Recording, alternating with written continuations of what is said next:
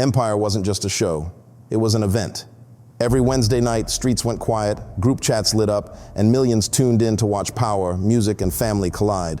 Ratings climbed, culture bent around it, but buried in the applause were transcripts no one replayed, interviews where voices hesitated, sentences trailed off, and the same phrases surfaced from different mouths, years apart, like echoes that didn't know each other. I was there, not on set, but in the margins, where stories go when they're too dangerous to print. I was hired to find one man, and in doing so, I traced the quiet exits, the silences, the trades no one admits to making. This isn't a recap, it's a reckoning. Stay with me, because by the end, you'll understand why some shows don't end when the credits roll, and why the damage followed them home.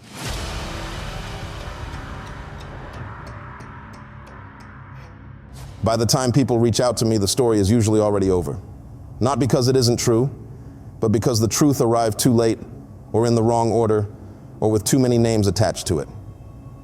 I don't work law enforcement, I work freelance, newspapers, international outlets, sometimes producers who don't want their fingerprints on what they're circling. My job isn't to expose scandals. It's to trace what remains after the spotlight shuts off and everyone pretends nothing followed them home. There's a certain point in life where success stops looking like a finish line and starts looking like a temporary condition. You watch people hit the peak, money, recognition, access, and then quietly lose the parts of themselves that made the climb possible. Most of the time, it's ordinary. Bad contracts, burnout, the industry doing what it's always done. But sometimes the collapse has a rhythm to it. That rhythm is what stood out when I was asked to find Bryshere Gray. The request didn't come with urgency. No panic, no leverage, just a name, a wire transfer, and a sentence that felt more like a conclusion than an instruction. The kind of tone people use when they already know how something ends. I didn't ask who sent it. In my line of work, that part reveals itself when it's ready. I started where the public story had frozen. Arrests, interviews, timelines that trailed off without explanation. What struck me wasn't how fast Bryshere unraveled. It was how familiar the unraveling felt. The same pauses in interviews, the same missing allies, the same quiet distance that opens up between a person and the world that once needed them every week. That familiarity pushed me backward. Before Bryshere, there were others. Careers that didn't end so much as they emptied out. People who reached a level most never touch, then found themselves standing alone once the noise moved on. The further back I traced it, the more the same name kept resurfacing. Not attached to scandal, not even attached to blame. Just proximity, empire. I've covered stories like this before, not about television, about systems. Places where attention concentrates so heavily that it starts to bend the people inside it. Where staying visible becomes more important than staying intact. Where leaving early looks like failure until you realize what staying costs. By the time I pulled up the first interviews, the first transcripts, I wasn't looking for wrongdoing. I was looking for erosion. And it was there, in the language, in what people stopped saying, in how quickly support vanished once it was no longer useful.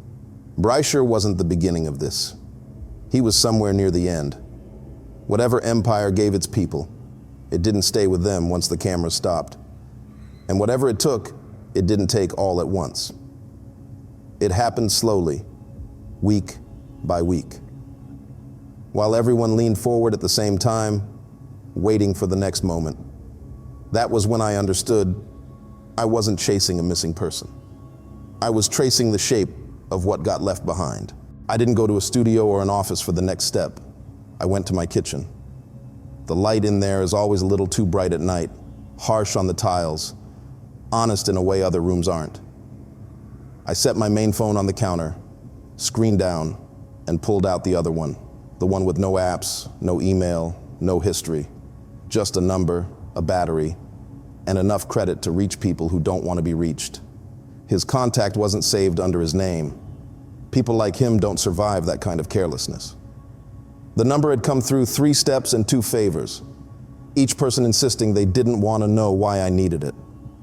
By the time it reached me, it felt less like a phone number and more like a boundary I was about to cross. The first ring sounded loud in the empty room. The second felt quieter. On the third, the line opened. No greeting, just breathing. The hum of air conditioning somewhere on his end. The slight echo of a bigger, emptier space than he should be in. "Jussie," I said. Not a question. Just proof I knew who I had. He didn't ask who I was. Didn't ask how I got the number. That told me more than any background check could. "I'm not with the police," I said. "Not with the press either. I'm working a private case. It touches empire." A pause. Not long. Just enough for the word to settle. "I don't do interviews," he said. His voice was softer than the old clips, smaller, like it had been left out in the weather too long. "This isn't an interview," I said. "Nothing's being recorded. I'm not here to fix anything. I'm trying to understand what happened after the cameras stopped." Another silence, thinner this time. The kind you hear when someone is deciding whether to hang up or let you sit with what you already know. "You're late," he said finally. "Everybody's late." He didn't say it with anger, just fact. I didn't press. People like him have been pressed enough. I let the quiet breathe until he filled it. "You know how it is," he said. "When a show hits, at first it's about the work, then it's about the numbers, then it's only about the numbers." He talked about visibility the way other people talk about oxygen, something you don't think about until someone starts limiting it. Toward the end, he said, I kept hearing the same thing. Ratings, engagement. We're slipping. People aren't leaning forward like they used to. He laughed once. It didn't sound like anything. "Nobody sits you down and tells you, go do something crazy," he said. "It doesn't work like that. They just make sure you know you're fading. They make sure you understand what attention does for a show."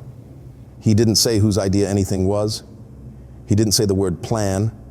He spoke in currents, not instructions. Pressure, not orders. He described late meetings, offhand comments, the way certain what-if scenarios got more traction than others. "I know what it looks like," he said.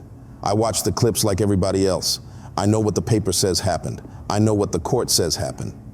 He didn't add, "I know what really happened." He didn't have to. It sat in the pauses between his sentences. He wasn't lying to me. Not exactly. He was talking in the only frame that still let him live with it. Pain that was real, wrapped in performance that got away from him, then sealed up by people who never had to stand where he was standing now. "What happened after?" I asked. I knew I was pushing, but you can't map erosion without knowing where the ground finally gave way. "Nothing," he said. "That's the point. Nobody called. Nobody pulled me into a room. Nobody said we went too far. The show stayed. I left. That's it." He said it like he was describing a set change. I thought about the Wednesday nights, the way the country used to stop for an hour to watch a world that looked louder, sharper, more alive than theirs. I thought about how fast that kind of attention cools once the drip stops. I let a beat pass. "I'm looking for someone who didn't leave," I said. "Bryshere Gray." The line went very still. You can hear a person move even when they don't speak. A chair shifting, a breath drawn in. He didn't give me either. Just that hollow, charged quiet. "Yeah," he said eventually. The word came out rough. "Little bro." He didn't say anything after that for a while. Long enough for the kitchen light to start feeling harsh again. Long enough for me to know I'd hit the part of the story that wasn't public yet. "Do you know what they did to him?" I asked. I kept my voice level, not accusing, not curious. Just a man trying to finish a line of work he'd already been paid to start. On the other end, I heard the faintest sound. Could have been a swallow. Could have been the last of his patience. "I don't know," he said. The lie was thin. Not because he knew everything, but because he knew enough. Another pause, heavier than the first. "But when you do find him," he said, "tell him I love him." The line clicked dead. I stayed there in the bright, ugly kitchen light, holding a phone that suddenly felt heavier than it was. The call hadn't given me facts. It had given me something worse. Proof that whatever happened to Bryshere wasn't isolated. It belonged to the same rhythm, the same slow taking. This didn't start with him. It just hadn't finished yet. I didn't call Terrence Howard from the same kitchen. Some conversations need neutral ground, and that room already belonged to Jussie now. I took the second phone, the bare one, and sat in my car instead. The engine off, the city sounds pressed up against the windows, the dashboard light turning my hands the same dull color as the plastic. His number came easier than Jussie's. That's the difference between someone the industry has cut loose and someone who walked away on his own. People still take Terrence's calls.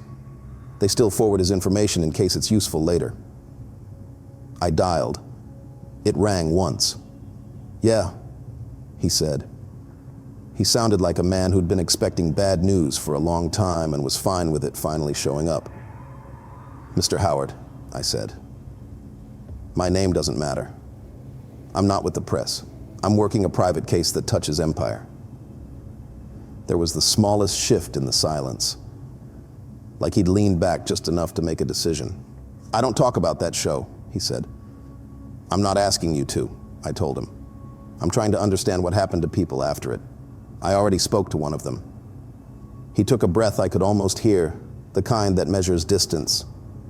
"You want a quote," he said. "You all do." "No," I said. "I want 30 minutes in a place you choose. No camera, no recorder. You talk as little or as much as you want. When you're done, I leave." Another pause, then, "You come alone." He named the place.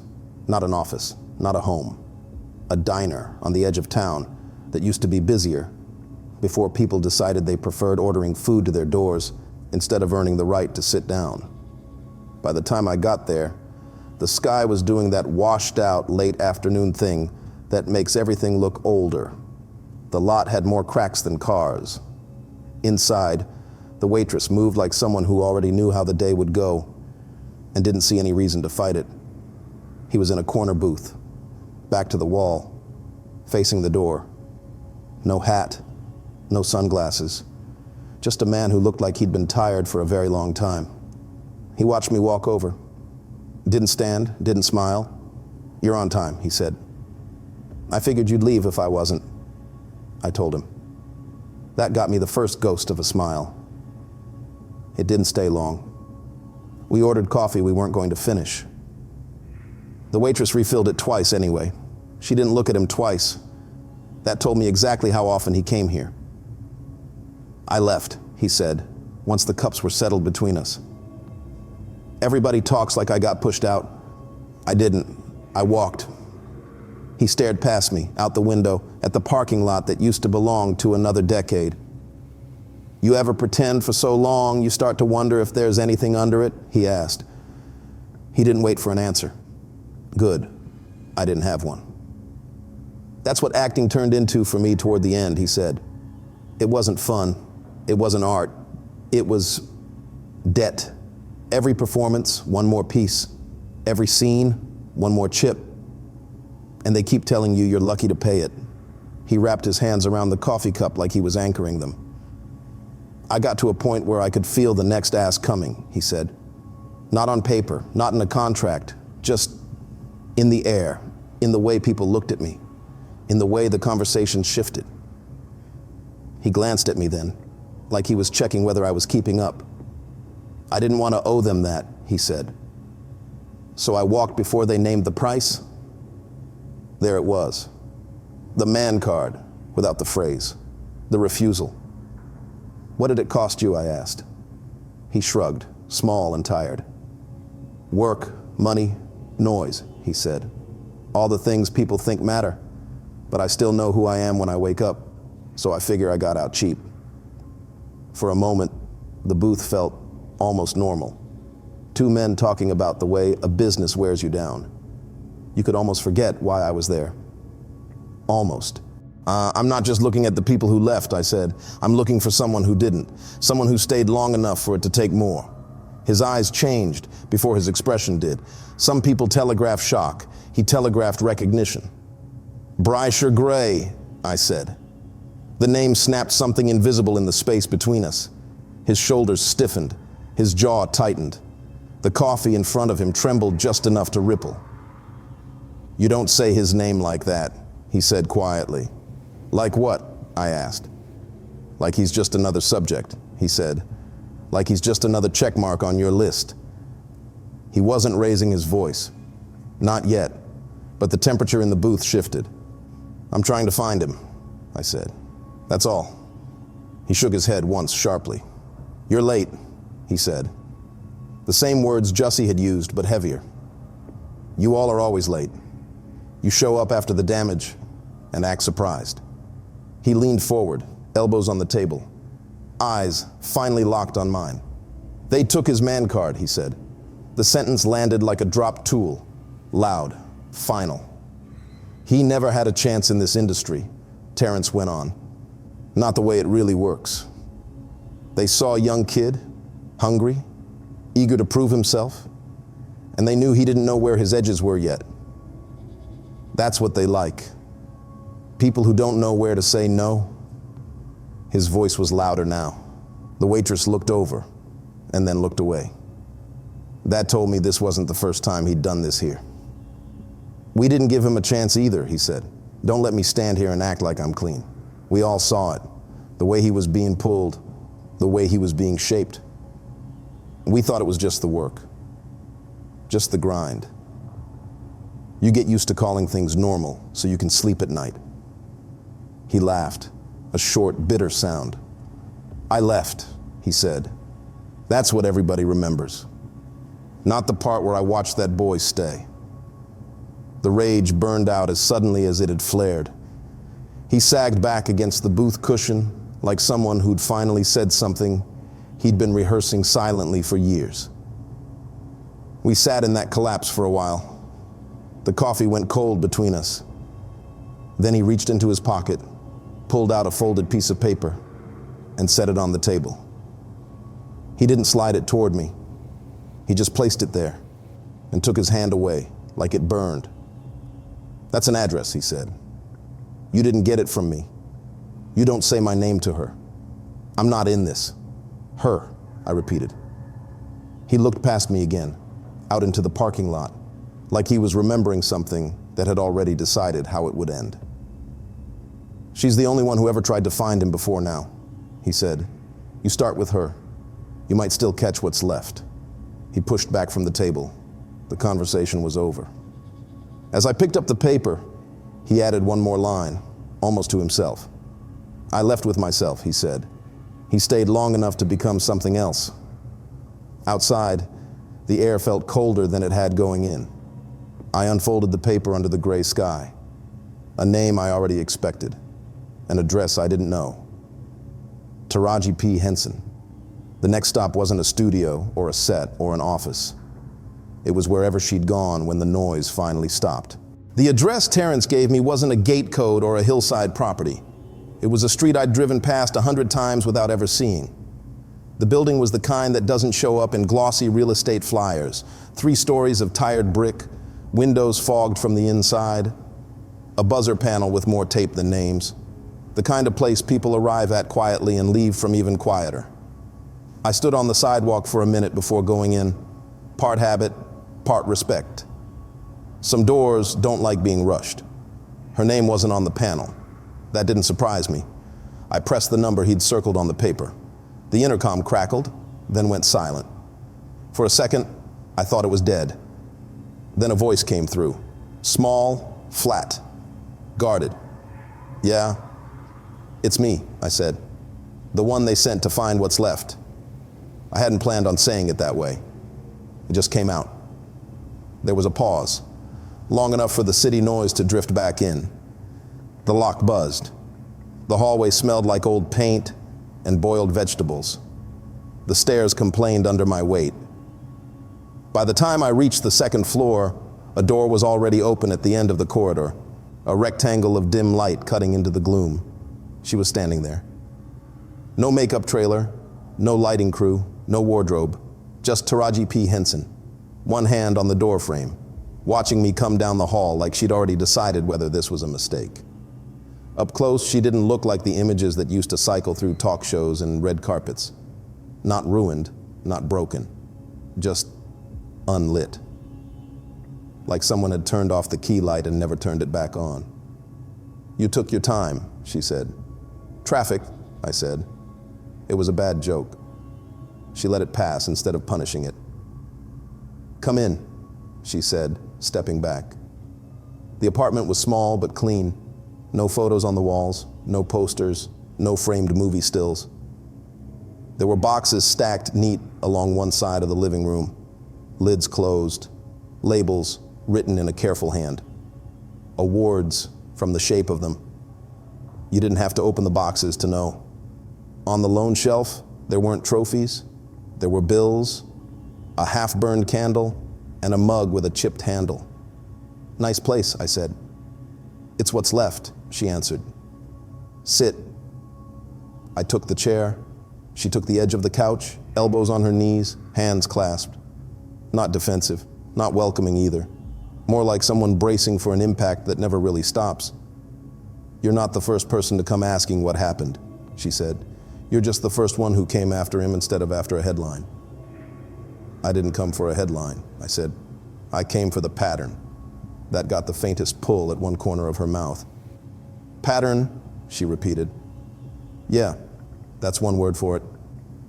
She leaned back, looked at the ceiling for a moment, then back at me. "You want to know what happened to everybody from that show," she said. "Why the men got quiet, why the calls stopped, why the work dried up like it never existed." She didn't wait for me to confirm it. "Cookie was cracked," she said. She said it like she was tired of hearing other people say it first. "Every Wednesday they got their hit," she went on. "Outfits, lines, fights, the whole circus. People built their week around it. You could feel the country lean in. That kind of expectation, that's a high." She looked down at her hands. "The problem is, once you teach people they can feel that way on command, they start needing it," she said. "You miss one week, you shake. You miss two, you learn to live without it." She shrugged. "And once they learn they can live without it, you're done. They don't come looking for you when the drip stops. They just move on to the next thing that makes them lean forward." She gestured vaguely toward the stacked boxes. "That's what happened after," she said. "No big scandal, no big announcement, just silence. No deals, no campaigns, no plan. Just a lot of people who thought that one show had bought them a future, standing in the quiet when it didn't." It lined up with everything I'd seen, everything I'd read, everything nobody wanted to say out loud. The question that hung underneath all of it, how do that many careers slow down at once, didn't need to be spoken. It was sitting on the coffee table between us. "I fired everybody after," she said almost casually. "Agents, managers, the whole crew. They thought the character was the product. They didn't understand the dose." She met my eyes then, sharp and clear. "They were trying to sell Cookie when the audience had already smoked her and moved on," she said. Nobody asked what it did to the people who carried her. For a moment, the room felt smaller. "I'm not here about the character," I said. "I'm here about the kid." Her face tightened before I said the name. She already knew. "Bryshere," I said. That was the crack. Tiny. Fast.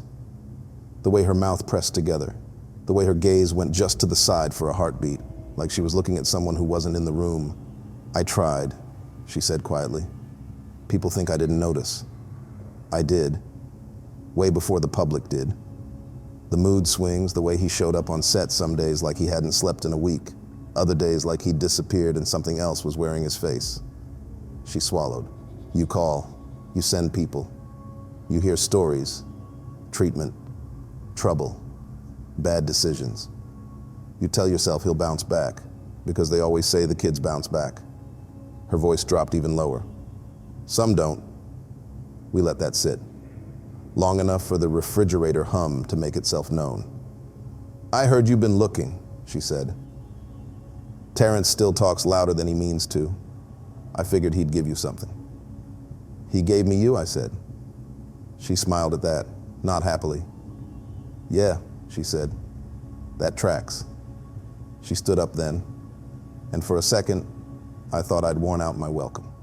She walked to the window, looked down at the street like she was confirming something. "Do you still see him?" I asked. "Sometimes," she said. "Not on screens, not at parties. Down there." She nodded toward the glass. "There's an alley 2 blocks over, back of a liquor store that never changed its sign. He stands there some nights, right where the light doesn't quite reach, like he's waiting for the next mark in the script that never got written." She turned back to me. "If you go around 9, you might catch him," she said. "But don't rush him. Don't say my name. He doesn't trust anything that reminds him of what he was supposed to be." I stood. She walked me to the door.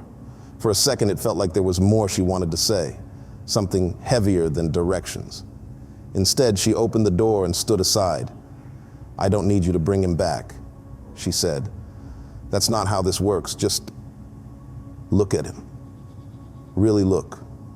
So when you write whatever you're going to write, you know what it took." In the hallway, the light was dimmer. The apartment door clicked shut behind me with the soft, final sound of a scene ending. She hadn't given me closure. She'd given me coordinates. 2 blocks over, an alley. A man who stayed too long in a world that emptied everyone who touched it. She didn't ask for anything else. She just told me where he waits. I reached the alley at 9:02. Taraji hadn't exaggerated. The liquor store sign looked like it had been arguing with itself for decades. Half lit, half dead, buzzing just enough to remind you it hadn't been replaced because no one cared enough to try. The streetlights worked fine up and down the block. Only the one nearest the alley hesitated, dimming and brightening like it couldn't decide what it was responsible for. He was already there, standing just beyond where the light thinned out, close enough to see, but far enough that his face never fully settled into clarity. I knew it was Bryshere immediately. The outline was unmistakable. The posture, the way his weight leaned forward like he was still waiting for a cue. But something about him didn't belong to the street. His movements lagged just a fraction. Not slow, misaligned. Like the timing between thought and body had slipped. When he shifted his feet, the shadow around him shifted too much, stretching longer than it should have. When he looked up, the streetlight flickered once, sharp and quick, then steadied. "You took your time," he said. The same words. Jussie, Terrence, now him. I stopped a few steps short of the light. Didn't say Taraji's name. Didn't step closer. "I was told not to rush you," I said. He nodded, like that was the right answer. "They always come late," he said, "when it's already done."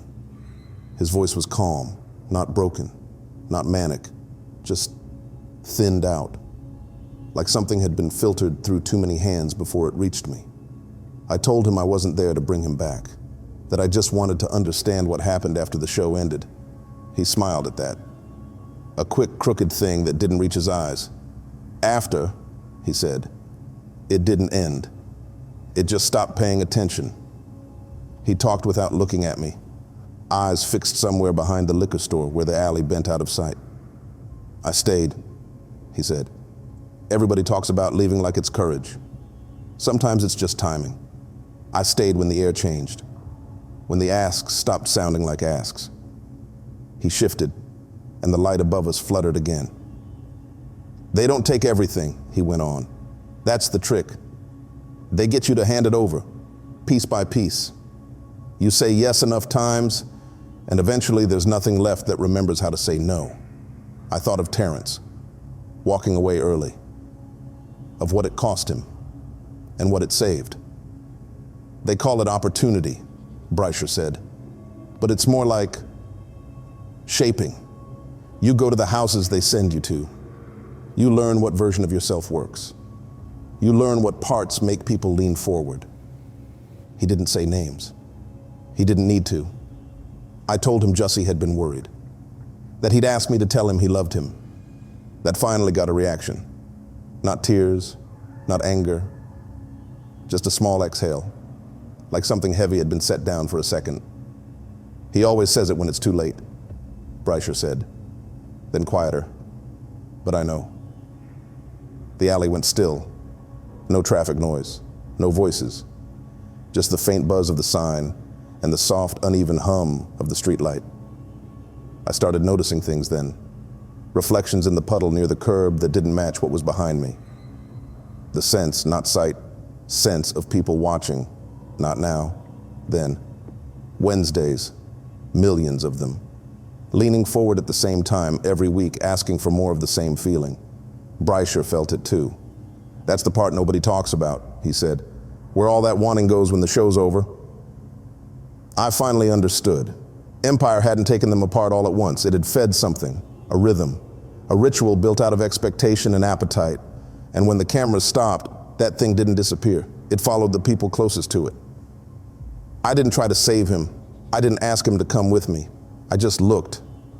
When I turned to leave, the streetlight behind me steadied completely. No flicker, no hesitation.